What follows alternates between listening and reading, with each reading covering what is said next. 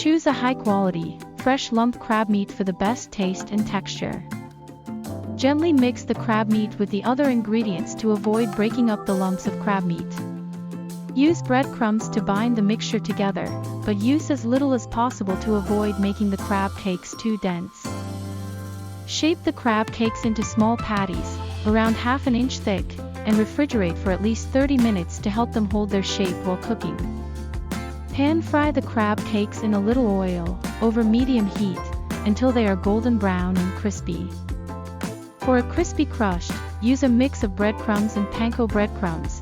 They are drier and will give you a better texture. If you are looking for a healthier option, you can also bake or grill the crab cakes instead of pan frying them. Serve the crab cakes with a flavorful dipping sauce, such as lemon aioli or remoulade. Garnish the crab cakes with fresh herbs, such as parsley or chives, for added flavor and color.